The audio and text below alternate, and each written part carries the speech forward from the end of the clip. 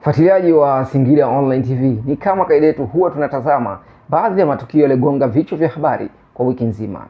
Kwa baadhi ya matukio yaliyogonga vichwa vya habari kwa wiki nzima ni pamoja na Rais wa Jamhuri ya Muungano wa Tanzania Daktari Samia Suluhu Hassan kuthibitisha nia ya maridhiano na kuelekea mchakato wa maboresho ya katiba. Habari nyingine ni Mwenge wa Uhuru Julai 26 ulihitimisha mbio zake katika mkoa wa Singida uliokimbizwa katika halmashauri zake 7, ambapo ulifungua, kutembelea, kuzindua na kuweka mawe ya msingi miradi 47 yenye thamani ya zaidi ya bilioni 46.6. Katika michezo bwana, ninaendelea kushuhudia sajili za wachezaji kwenye vilabu mbalimbali, haswa stori kubwa ikiwa ni usajili waliofanya klabu ya Young Africans. Katika habari nyingine za michezo, Simba Sports Club na Singida Black Stars zaondoshwa katika mashindano ya Kagame Cup. Kwa upande wa burudani, msanii wa Bongo Flava Zuchu tumeshuhudia akifanya baby shower, huku ikielezwa yeye na mwenza wake Diamond Platinum wakitarajia kupata mtoto wa kike.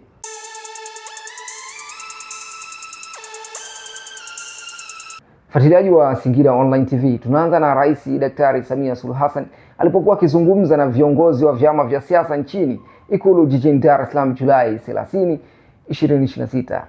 Katika mazungumzo hayo amethibitisha nia ya maridhiano kuelekea mchakato wa maboresho ya katiba.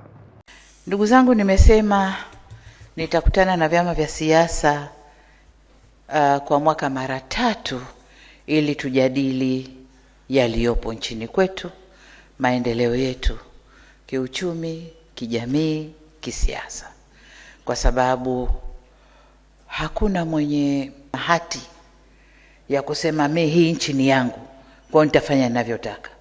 Maendeleo ni ya wote. Democracy is about shared prosperity, shared responsibility before prosperity. Ni kuwajibika kwa pamoja, na tukiwajibika kwa pamoja serikali inatenda iliyowekwa na chama kilichoshinda, lakini mbele huko faida ni kwetu sote, si ndio? Sasa nikasema katika kikao hiki tuzungumze machache, na nianze na hatua za kisiasa. Hatua za kisiasa, mara ya mwisho tulipokutana tulikuwa ndo kwanza tumetoka kwenye vuguvugu lile lililotupata. Kwa hiyo tukakaa na wagombea wenzangu tukasema tunakwendaje sasa. Wakasema, na wakati ule kulikuwa kuna tume ya Jaji Chande haijawasilisha taarifa yake. Tukasema ngoja iwasilishe taarifa yake, alafu tukutane tuone tunakwenda vipi. Kama mlivyosikia, tume imewasilisha taarifa yake, lakini baada ya tume tumeunda tume nyingine ambayo tayari tumeshaiunda na karibu tutaizindua. Na hii ni ile tume iliyopendekezwa ndani ya taarifa ile, tume ya kutafuta sasa investigation, nani hasa kahusika kwenye kuingiza nchi yetu kwenye mambo yale. Nani kahusika, nani alichochea, nani alifinance, aliyedhamini yale mambo ni nani. Tumeunda tume hiyo. Kwa upande mwingine kisiasa, kama mnavyoona tuko vizuri, lakini mwenzetu mmoja bado anaendelea kutafakari. Tunaendelea kupokea misukumo yake, conditions zake, matakwa yake, tunaendelea. Na ndo mambo yanavyoendeshwa kwenye nchi. Lakini kwa upande mwingine, kwa upande wa Zanzibar, tumepiga hatua kubwa na hatua nzuri sana. Ule sitofahamu ambayo ilikuwepo, wakubwa wetu, marais wastaafu wametusaidia kuendesha mazungumzo mpaka tumefikia pahali tumekubaliana, na kama mlivyoona tulisaini. Kazi kubwa iliyoko mbele yetu sasa kuzungumza na kutekeleza yale ambayo yamo katika tulioyasaini. Tuzungumze tunataka mwelekeo gani, tunakwendaje, tunakwenda vipi, na wenyewe wakimaliza haya tunakwenda kwenye suala la katiba pia. Tunakwenda kwenye suala marekebisho ya katiba ya Zanzibar kutokana na mambo walioyazungumza. Na kwa upande wetu tukimaliza tume hii ya nani ni nani, na hatusubiri kumaliza, tayari nadhani tutakuja kwenu. Tayari tunataka kuunda tume ya maridhiano ili kuharakisha mwenendo wa katiba au swala la marekebisho ya katiba. Kwa wakati hawa wanaendelea na investigation, kwa sababu mambo hayahusiani, hawa wa reconciliation na wenyewe tutawatangaza na wenyewe waanze kazi. ili tuanze kushughulikia masuala ya katiba. Kazi ya kuilinda Tanzania, ndugu zangu, ni yetu sote. Ni yetu sote. Hii si nchi ya mmoja kama anavyoongea. Ni yetu wote. Mtindo tulionao ni demokrasi, kuingia uchaguzi na nikashinda, fanya serikali, twende. Lakini kuilinda nchi na mali zetu Mungu alizotubariki ni kazi yetu sote. Na ndo kazi ambayo sasa hivi tunayo kama Watanzania. Hiyo ndo kazi ambayo tunao. Serikali tutaongoza, lakini nanyi mtufuate nyuma kwenye kulinda nchi hii. Kuna watu wanadhani kwamba nchi hii ikisambaratika ni Samia na Chama cha Mapinduzi ndio watakaoumia. Hapana. Tutaumia wote. Na sio sisi tuliopo tu, vizazi vyetu. Na mimi ndivyo vinavyoniumiza kichwa. Ikiwa leo sisi tupo, hali ni hii, vizazi vyetu kule mbele inakuwaje? Kwa hiyo vyama vyote vya siasa lazima tujenge vizazi imara. Habari nyingine ni Julai 19, 2026, Mwenge wa Uhuru ulianza mbio zake katika mkoa wa Singida na kuhitimisha Julai 26, ambapo ulifungua, kutembelea na kuzindua kuweka mawe ya msingi miradi 47 yenye thamani ya zaidi ya bilioni 46.6. Tutazame kwa undani wa habari hii. Mimi Halima Omari Dendego nakiri kupokea Mwenge wa Uhuru kutoka kwako Mheshimiwa Fredi Sendiga, mkuu wa mkoa wa Manyara, ukiwa unawaka, unameremeta, na mimi ni kuahidi Mwenge wa Uhuru katika mkoa wa Singida utakimizwa, utang'ara, utameta na utafikisha ujumbe mahususi wa mwaka huu kwa wananchi wote wa mkoa wa Singida, na tutaukabidhi salama salimini kwa jirani zetu wa Simiyu. Mwenyezi Mungu, naomba unisaidie.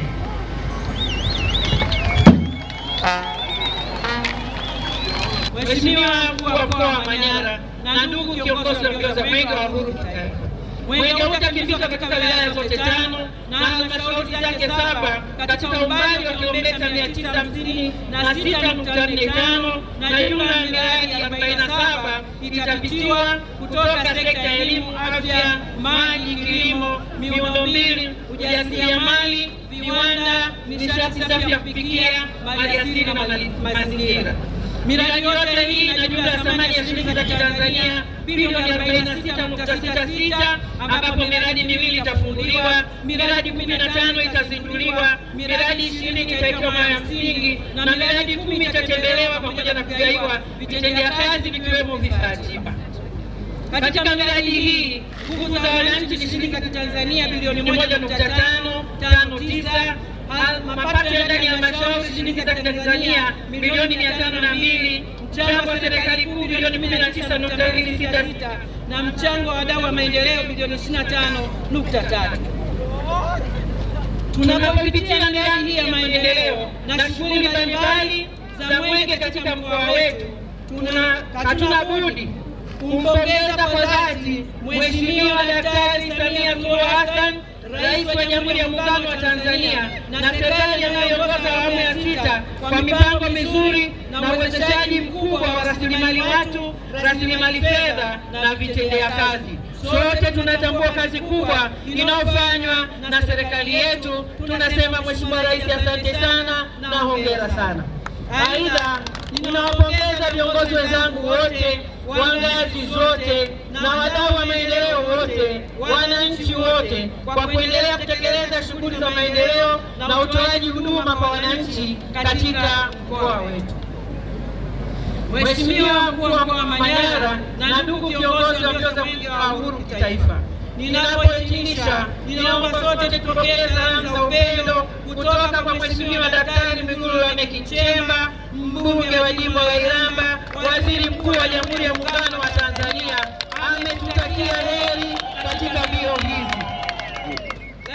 Katika michezo bwana, ninaendelea kushuhudia usajili wa wachezaji katika vilabu mbalimbali, haswa stori kubwa ikiwa ni usajili waliofanya Young Africans. Naitwa Amini Nyaungo, ni mdau wa michezo mkoa wa Singida. Leo tuzungumze kidogo sajili ambazo zimefanyika ndani ya kikosi cha Yanga, lakini pia hizi sajili zinalenga nini? Kwa upande wangu naona sajili ambazo zimefanyika kwa kuona kuziba nafasi ambazo hazikuwa vizuri msimu uliopita. tumeona, unaweza kusema kwamba kwa nini, mbona msimu uliopita alisajili wachezaji wengi lakini hawakuweza kufanya hivyo. Usajili wakati mwingine unakuwa kama kamali, unaweza kusajili wachezaji wazuri, mwisho wa siku hawafanyi vizuri. Ndivyo hivyo ambavyo usajili duniani kote. Lakini kwa msimu huu waliosajili, tumeona baadhi ya majembe ambayo yamekuja ndani ya kikosi cha Yanga. Tunatarajia kwamba huenda usajili huu ukafanya vizuri, lakini kwa matarajio, kwa hadi hivi sasa kwa usajili ndani ya Yanga, mimi niseme kwamba wamesajili wachezaji wazuri ambao wataenda kuwasaidia. Kwanza walikuwa na ugonjwa wa upande wa striker, baada ya kuondoka Prince Dube wamewapata striker, lakini pia kuna ongezeko la striker wao ambao kuwepo muda mrefu alikuwa anaumia, kwa maana Clement Mzinze. Unaona namna gani wanaielekea hiyo. Peter Shalulile ni ongezeko kubwa, profile kubwa barani Afrika, na sio tu Yanga, vilabu vingine barani Afrika waliweza kuhitaji huduma yake, na hatimaye Yanga wamempata. Hongera kwao, lakini pia tunafurahi kuweza kumuona ndani ya ligi kuu soka Tanzania bara. Upande wa pembeni pia Pacome Zuzu ameumia, bado wachezaji wengine wamekuja. Kwa hiyo kwa upande huo mimi nasema kabisa Yanga wameweza kusajili vizuri. Lakini pia jana wamemtambulisha mchezaji mwingine kwa upande wa namba 6. Alipoondoka Khalid Aucho, Yanga hawakuwa na namba 6 iliyokuwa nzuri. Wamekuwa wakiweka vilaka, mara kidogo anakuja Mungiki kwa maana ya Duke Abuya, mara kidogo anakuja kukaa Mudathiri, yani haieleweki. Lakini wamemsajili mchezaji mwingine ambaye anakuja kuziba nafasi hiyo, na kama akikliki vizuri, na maana Yanga atakuwa na timu nzuri. Huyu mchezaji alifanya vizuri sana katika michuano ya kombe la shirikisho, na ndio maana Yanga wamemwona na hatimaye kuweza. Kwa hiyo kwa ujumla wake Yanga wameweza kusajili wachezaji wazuri. Stori nyingine za michezo, Simba Sport Club pamoja na Singida Black Stars zaondoshwa katika mashindano ya Kagame Cup. Nafikiri mimi naweza nikasema kwamba wakati mwingine inatokea, lakini pia ni aibu. Timu zote mbili giant, timu kubwa ambazo zina wachezaji wakubwa. Kwa sasa hivi Tanzania ukizungumza zile nne bora, Simba na Singida huwezi kuitoa kwamba ni miongoni mwa timu nne zile bora ambazo zinafanya vizuri. Lakini sio tu bora, zina quality, zina wachezaji wazuri. Wanatolewaje kirahisi namna hiyo? Ina maana hawajajiandaa vizuri kuelekea katika michuano hiyo. Kwangu mimi naona ni aibu pia kuweza kutolewa, japo swala la kutolewa ni kawaida kwa hizi timu ambazo zinashiriki michuano mbalimbali. Lakini zinatolewaje? Namna utolewaji kama huu ambao waliotolewa, kwangu mimi naona kama ni fedhea. Kwa upande wa burudani, baada ya kuwepo kwa maneno mengi, haswa kuvunjika kwa ndoa ya msanii Diamond Platnumz na mpenzi wake Zuchu bwana ameamua kuwafunga watu midomo na kufanya sherehe ya baby shower. Julai 31 ameamua kufanya sherehe huku wakitarajiwa kupata mtoto wa kike. Katika sherehe hiyo, mastaa mbalimbali wamehudhuria. Tutazame kwa undani zaidi. Nimwambie kwanza nampenda sana, anajua, lakini pia katika maisha ya wawili kugombana kupo, tutakwazana, lakini kila unapokwazana lazima mkumbuke cha kwanza ulianza kupendana kwanza na sio ugomvi. Hapana kugombana maneno yanakuwa mengi, mwisho wa siku ni mimi na yeye na sio watu wengine. Basi sisi mimi na swali moja. What does your future look like na Zuchu? Ukifikiria future, ukikaa ukiimagine future yetu ikoje? Miongoni mwa familia ambayo yenye baraka kubwa, yenye watoto wasiopungua 4 inshallah. Lakini yenye baraka kiuchumi kidogo, lakini yenye kupendwa na watu wengi kama tunavyopendwa sasa hivi. Jamani, anatunza dola huko.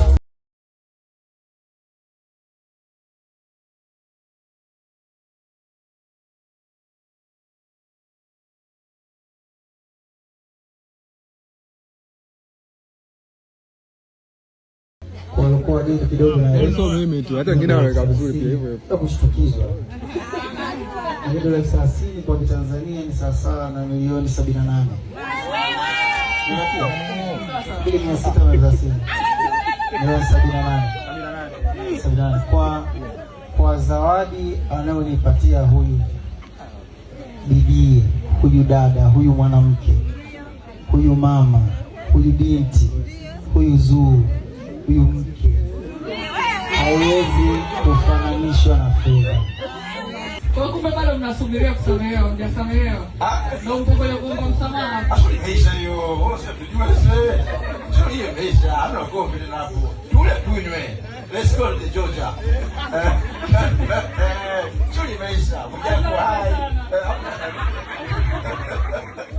Mama Sabana, karibu. Kutoka hapa mtoto huyu.